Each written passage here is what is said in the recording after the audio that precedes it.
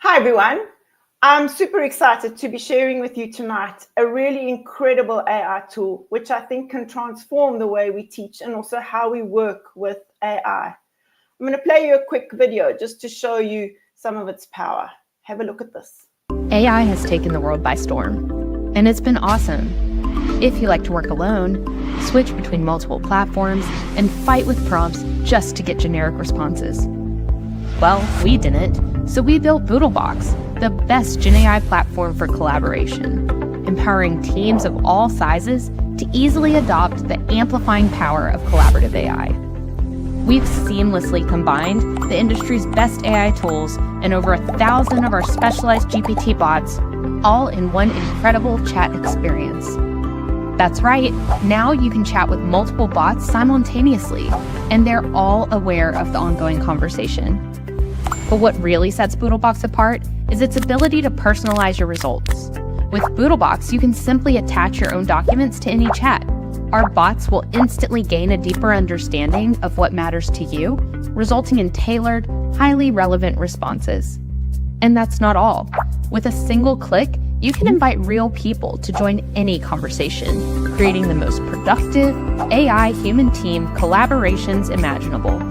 Luckily, you won't need AI to help make this choice. Get started for free at BoodleBox.ai to experience collaborative AI today.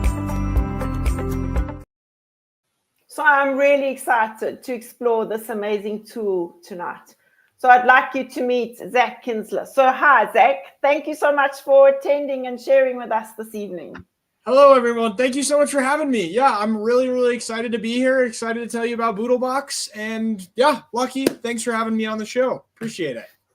So tell us how you landed up in the role that you're in. How did you get involved with BoodleBox?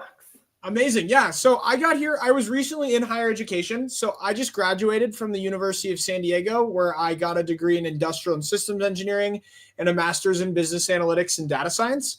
And when I was in my grad school year, I like to joke that my data science was teaching coding like ChatGPT didn't exist.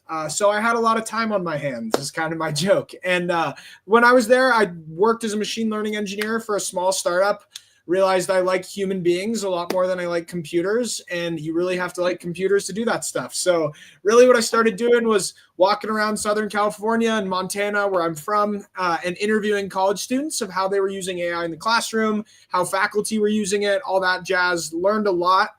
Started going on podcasts, speaking on LinkedIn, and that's how I got the CEO found me on LinkedIn and reached out and landed myself here at BoodleBox. And I actually was working with some students in South Africa on some LinkedIn coaching, and I got them connected on BoodleBox. And ever since then, I've been working all across the country or the continent of Africa and South Africa. It's been amazing. I've met some of the coolest people I've ever met. So I'm happy to be here and excited about this journey. I'm really excited that you're sharing with us. Do you want to give us an overview of BoodleBox and what makes it so really cool? Yeah, of course. So this is BoodleBox. Can you see me? Yeah, tell me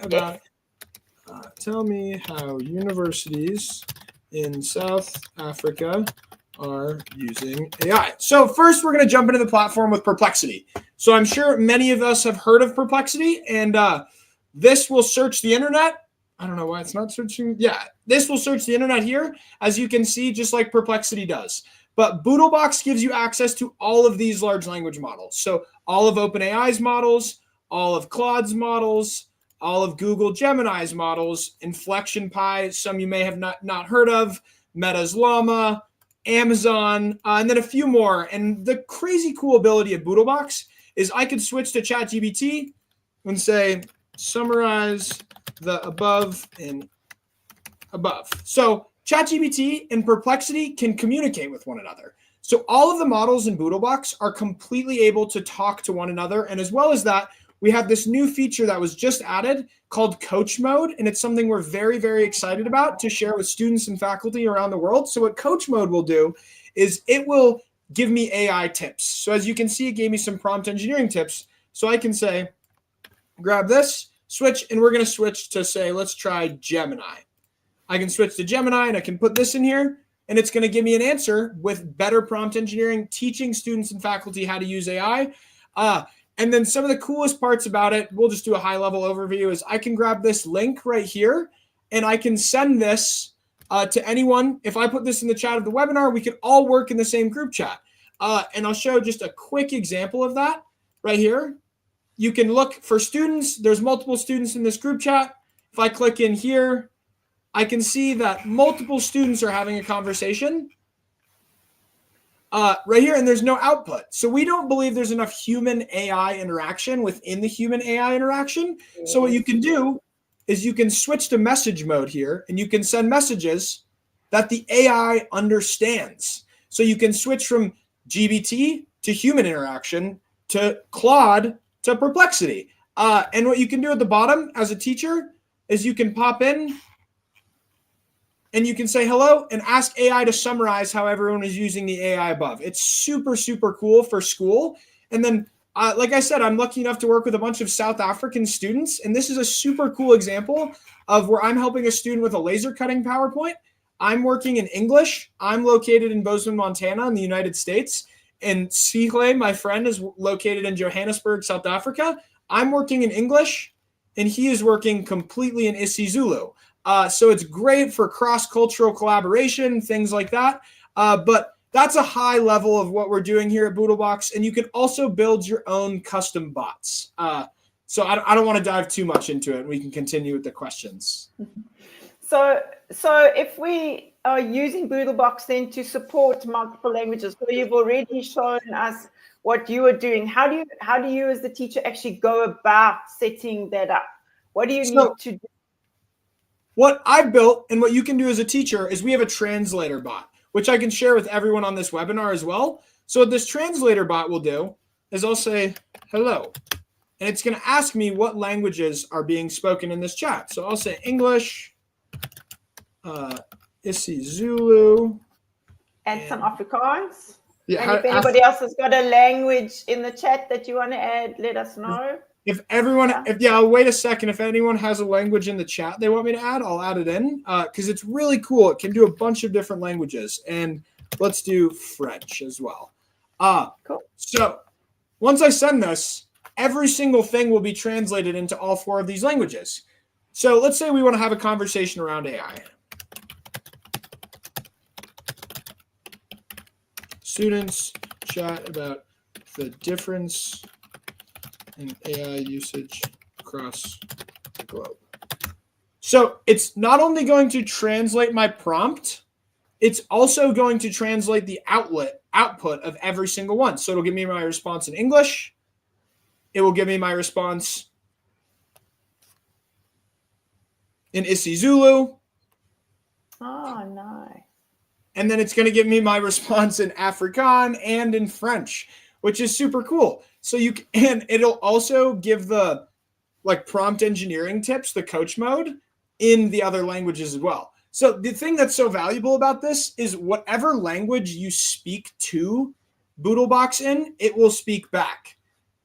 So this is kind of taking a long time. I didn't realize it's going to give such a detailed answer. But the thing that's so cool about this is then I could switch to Perplexity and I could have it go find me some examples of AI. But it's just great because we believe that AI should be equitable to everyone. And I've learned from all my friends in Africa that the African languages are underrepresented in AI usage. And something that we found with BoodleBox is that it does an incredible job at very niche African languages. So really what this is able to do is help teachers and students explain AI to me simply. It's great at explaining concepts that are hard to explain in other languages like isiZulu and Afrikaans. So that's what a lot of the students I work with get to do, is they work with students in rural areas. Yes, see, it is a very good African translation. It's something that we stumbled upon, and the students in Africa really helped me bring this idea to fruition. And it's just great because you can work with multiple people in multiple large languages in different languages across the globe. So does that answer your question, Karen, I think?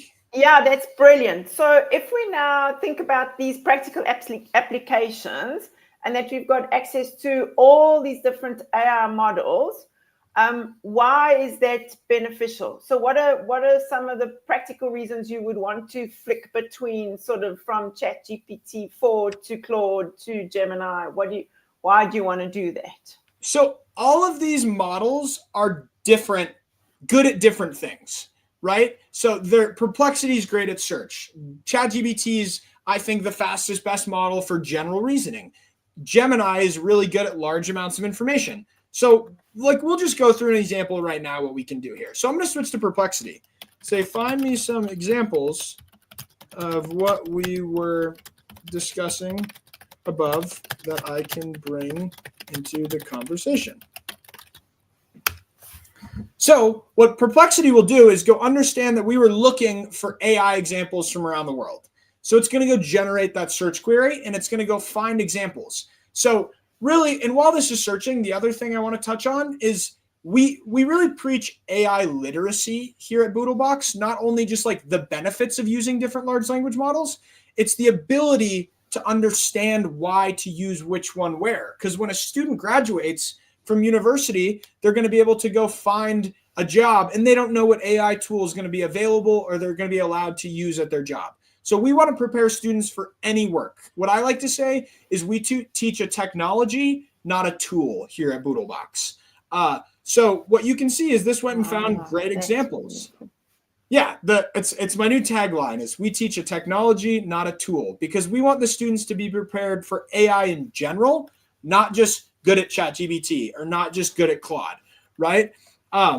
Perplexity is really great at deep research. And what you can do then is Perplexity found me some examples. So as educators, you can kind of go look through these. And the thing that I want to show an example of is how the AI understands what messages are being sent. So I'm saying I really want, let's see, what are some examples? Want to focus on e-commerce and entrepreneurship. So I can send a message like that. There's no output from the large language models. And I see someone in the chat is commenting on Perplexity Spaces. So BoodleBox takes Spaces to a whole other level where you can work collaboratively in the same chat. So if I wanted to, me and Karen could be having a conversation here. So I can switch. I said I want to focus on e-commerce and entrepreneurship.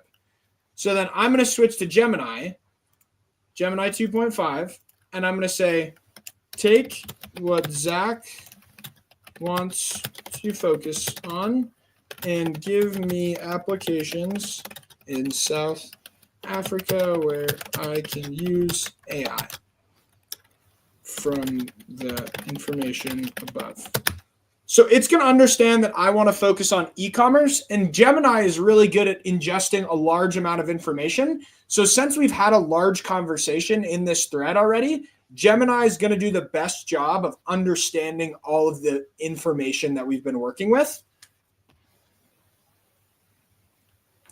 So it goes and finds all of those e-commerce.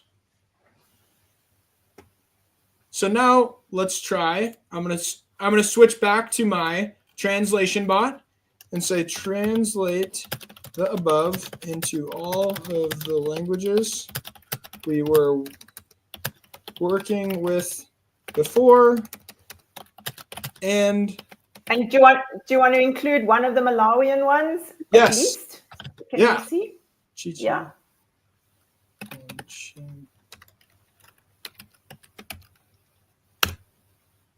So then it'll go translate that into all of the languages that we were working on above. Did it add those two? Let's see. And include the new ones. Yeah, let's see. It took a while to get through the other four just now, so let's see what. So it takes a while, but the thing that you can see is there's no real limitations to the amount of languages, and I've yet to be stumped. That's really the big one. We've gotten stumped by some old, like if there is written information on a language on the internet, BoodleBox seems to do an incredible job of translating it. I've worked with some people in Ghana to do some Ghanaian languages. I'd love to hear feedback on how the Mawali languages are. But we'll let that get through. But as you can see, we used Perplexity, we use Gemini, we use ChatGPT, and then we translated it so it can be worked with. It's doing all of them. It's just going to go. We can have it translate every language. So if we look at what you're talking about now in terms of showing us how you can collaborate, how you're hopping between the tools, you mentioned at the beginning the cool thing about the collaboration with people and the importance of people. And I really feel strongly about human in the loop and just making people more aware of taking ownership of your engagements with AI. So do you want to talk a little bit about the collaboration? And perhaps you said share a link. We could pop a link into both Bronwyn and Mario, you in LinkedIn. You won't see the link. I have some examples because I was thinking both of you would chat. Okay, that would be great. So can we talk around the collaboration and why you think it's so important from an AI point of view? So there's two reasons why the collaboration is like super important, I would say, for this in education especially. So first, I'm just going to show a cool example of how we can keep the human in the loop and how multiple students can have a conversation or like work on a business plan together. So this is an example where me and a teacher are having a conversation, right? So he's in San Diego in Southern California where there's great surfing. And he said, I want to make a business where I allow people to rent surfboards at a beach where I can allow others to use my surfboards. And Randall asked, should we use specific beaches? And I said, I think so. So as you can see, I say, find me some of those, right? I never said find me specific beaches. So then I say, find me some of those. And then Perplexity goes and finds some of those beaches because it understands our conversation. And then it continues, it gives all those. And we said, how about La Jolla? So we specified.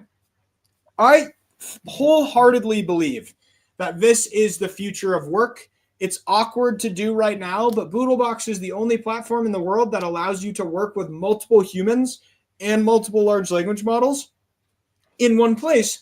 And it teaches you how to work with humans and AI, which is the future of work. And then we say, tell me more about surf. And it gives me more about the surfing in San Diego with the parameters that we had in mind. And it's like, help me think of an initial business plan. And it understands that we're looking for local surfers in San Diego because we were having a conversation about this. And then it continues. And then we made a logo and we made a rough outline of the business with multiple people and multiple AIs in one spot.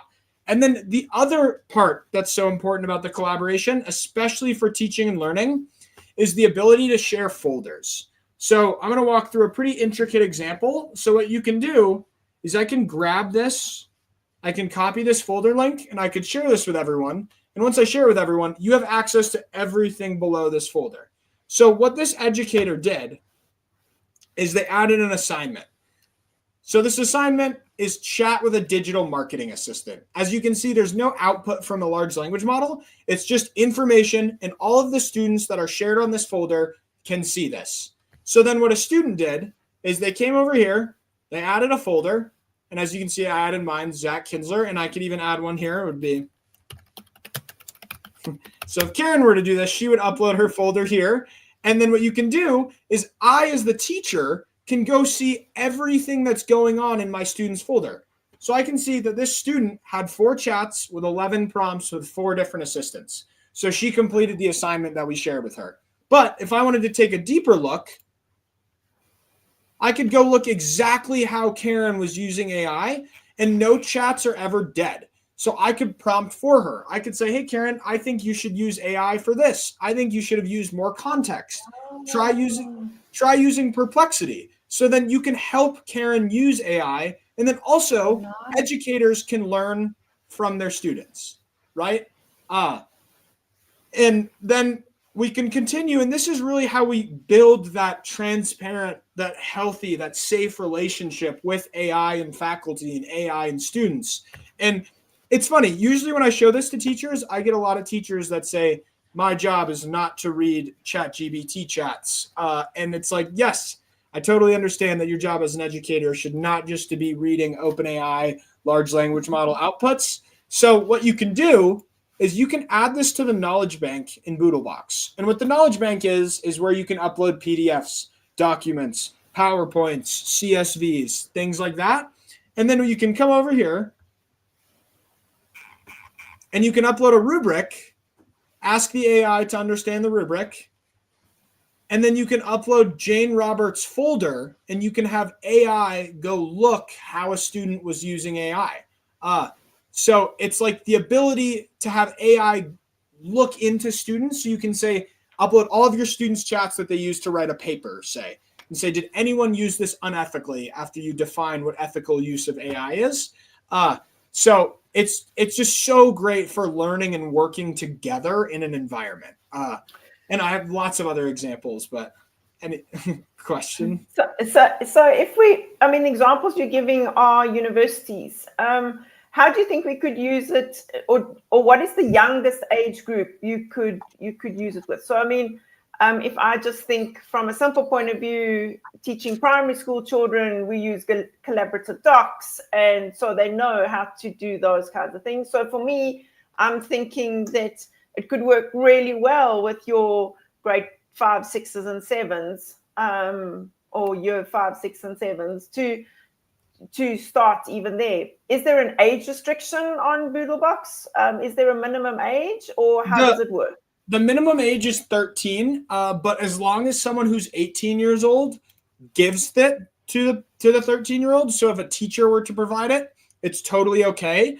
And there are some super cool use cases of that, right? So I could say, you could share with all of your students, right? And say, like, I want to create a story that will teach my students about simple mathematics through fun characters in South Africa. So what this can do is it's going to go write me a story. Nice. And then you can have your students like work with it. There's actually a better example. You could do science experiments, and you could do, there are millions of project type things, and it could be a really interesting way to now look at project-based learning and how you imply or implement project-based learning within your teaching. And because you can actually see, like you showed us, you can see what a student has done, you've actually got a really good record of how they've used artificial intelligence. So the whole discussion around plagiarism and is it fair, you're almost counteracting that because you now have a record and you can see what is the children's work, how have they analyzed what the AI has given them, how have they integrated it, all of those kinds of things. So thinking about teaching differently for me just becomes really exciting in terms of the features that the tool has. Yeah. So the exact example is that it really puts the power back in the teacher's hands, right? It says, if you're going to use AI, you have to share it with me. And if you don't, you're cheating. There's, you know what I mean? There's no like ifs, ands, or buts about it, really. You can just work with students. And then the other thing is, like, for younger kids, this is a choose your own adventure. Did you ever read those books? I read them all the time growing up, where it's like, if you want to do this, flip to page 60. Yes. So we're going to say beginner, and this will do it. So it's going to ask me a question now. And the thing is, you could do this in any language, right? So I could say beginner and do it in these 3 languages. So it's going to ask me a topic that I want to practice negotiating, any of these. And then it will create a situation that I can work through. Like, let's say. And then there's a few like super cool high level examples, and then it'll make a story. Now I can work with this story, and it's going to ask me what situation I want to take. So it's so cool for project-based learning and gamified learning and stuff like this. So now I have 4 choices. And what you could do is you could have multiple students in this game and then, hey, students, you have to have a conversation and a discussion about which choice to make next. And then it will be able to understand what people want to choose and use it. So I think that's a good example. I think that's brilliant. So Mario's talking about the knowledge bank is a great source for analyzing patterns and behavior and levels of skills. So, I mean, adding tools, I mean, resources like that would be easy, like you showed us. And then he also spoke about how he's working with Terasano and developing online courses and services for youth skills development, and that the tool looks useful for things like that as well. And I must say, I agree with you, Mario, from that point of view. Yeah. If we then think about BoodleBox and responsible use and accessible use of AI for both educators and students, do you think there are any things that people need to be aware of that you would highlight around a responsible use? So the thing that we really focus on is that we understand that AI it's fast moving. It's hard to stay up to date, and it's hard to be worried about everything that you really should be worried about, right? Security, environmental impact, like how this is affecting the world around us. So one thing that we really focus on here at BoodleBox is taking a lot of that worry out for you. So first, I want to touch on our security provisions. So we have contractual agreements with all of the large language models that you can see here that state they're not allowed to train any models on any of our data. So it's completely secure. And on top of that, all prompts are completely anonymized and all knowledge is encrypted end to end. We're actually just wrapping up and we should be GDPR compliant, but in the next week or so, and that's European data regulations. It's the most stringent data regulations in the whole world. And we are about to finish that compliancy. So it's super, super safe. So we just want to be a safe place for teachers, faculty, students, educators, and anyone that wants to learn about AI around the world to be able to use it without having to worry about all those safety, security concerns. And if you make mistakes and you upload something you shouldn't upload, BoodleBox has got you covered and it's not going to go anywhere. So it's just a safe environment. And then the other thing is we really, really focus on equitable access to AI. And it's super important to us. And we want to be able to provide everyone in the world access to the top of the line tools. So BoodleBox is incredibly affordable. And as well as that, on this webinar, I would love to offer, if anyone is interested in setting up with BoodleBox in Africa, I would love to offer free trials for students, faculty at universities or at primary schools, or just anyone that wants to learn. I would love to have a conversation with you about how we can do that. And we are really passionate about democratizing this technology across the world. And then finally, the environmental impact is something that people talk about all the time, and it's kind of becoming a concern.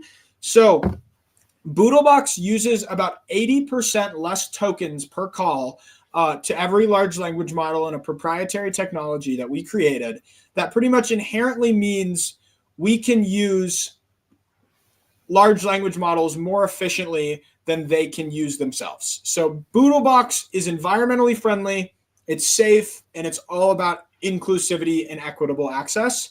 BoodleBox is not built on top of the box. I don't think so.